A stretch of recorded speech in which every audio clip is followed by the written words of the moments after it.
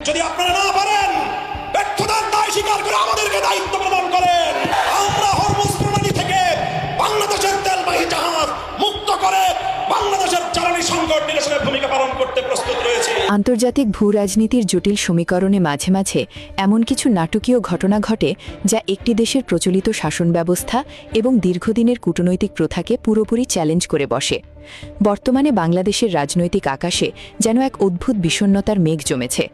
বিশ্লেষকরা বলছেন, বর্তমান সরকারকে যেন এক পুরানো ভূত তাড়া করছে, আর সেটি হলো শেখ হাসিনার সেই দম্ভের ভূত। যে ভূত একসময় হাসিনাকে প্ররোচিত করত জনগণকে তুচ্ছ জ্ঞান করতে, আজ যেন সেই একই ভূত বর্তমান বড় রাজনৈতিক দলগুলোর ঘাড়ের ওপর সওয়ার হয়েছে। কিন্তু যখন রাষ্ট্রযন্ত্র এবং বড় দলগুলো কূটনীতিতে ব্যর্থ, ঠিক তখনই প্রথাগত ক্ষমতার বাইরে থেকে এক অভাবনীয় ম্যাজিক দেখিয়ে দিলেন মাওলানা মামুনুল হক, যা দেখে আজ হতবাক বিএনপি, জামায়াত সহ পুরো বাংলাদেশ। পুরো বিশ্বের অন্তত 20% জ্বালানি সরবরাহ নিশ্চিত করে অত্যন্ত গুরুত্বপূর্ণ হরমুজ প্রণালী। বর্তমানে মধ্যপ্রাচ্যে ইসরায়েল এবং আমেরিকার আগ্রাসনের ফলে এই সমুদ্রপথটি কার্যত একটি জ্বলন্ত রণক্ষেত্রে পরিণত হয়েছে।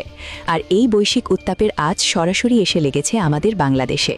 আমাদের জ্বালানি, তেল আর সারের জাহাজগুলো আটকে থাকায় কৃষি এবং বিদ্যুৎ খাত এক চরম বিপর্যয়ের মুখে দাঁড়িয়েছিল।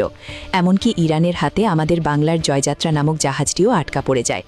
রাষ্ট্রীয় পর্যায়ের বড় বড় দলগুলো যখন এই জাতীয় সংকট সমাধানে কেবল টেলিভিশনে বাগাড়ম্বর করছিল, ঠিক তখনই সাধারণ মানুষ দেখল এক অনন্য সমান্তরাল কূটনীতি বা প্যারালাল ডিপ্লোম্যাসি। 2026 সালের 27শে এপ্রিলের সেই ঐতিহাসিক বিকেল, ঢাকার মোহাম্মদপুরে বাংলাদেশ খেলাফত মজলিসের আমির মাওলানা মামুনুল হকের কার্যালয়ে হঠাৎ করেই উপস্থিত হন বাংলাদেশে নিযুক্ত ইরানের রাষ্ট্রদূত জালিল রাহিমি জাহানাবাদী। পুরো দেশ অবাক হয়ে দেখল, যেখানে সরকারের বাঘা বাঘা মন্ত্রী আর কূটনীতকরা ইরানের সাথে কোনো দৃশ্যমান সমাধান আনতে পারছিলেন না, সেখানে মাওলানা মামুনুল হকের একটি সৌজন্য সাক্ষাৎ যেন পুরো পরিস্থিতির মোড় ঘুরিয়ে দিল। বৈঠকে মামুনুল হক অত্যন্ত সুকৌশলে বাংলাদেশের জ্বালানি নিরাপত্তার বিষয়টি ইরানি রাষ্ট্রদূতের সামনে তুলে ধরেন। তিনি অত্যন্ত সাহসের সাথে ইরান সরকারকে মনে করিয়ে দেন যে কোনো আন্তর্জাতিক আগ্রাসনের বিরুদ্ধে বাংলাদেশ সবসময় মুসলিম উম্মাহার পাশে আছে। মামুনুল হক অনুরোধ জানান, হরমুজ প্রণালী দিয়ে বাংলাদেশের জাহাজ চলাচলের ক্ষেত্রে যেন ভ্রাতৃপ্রতিম ও মানবিক দৃষ্টিভঙ্গি বজায় রাখা হয়। আর ঠিক সেই মুহূর্তেই ইরানের রাষ্ট্রদূত থেকে এলো অভাবনীয় এক আশ্বাস।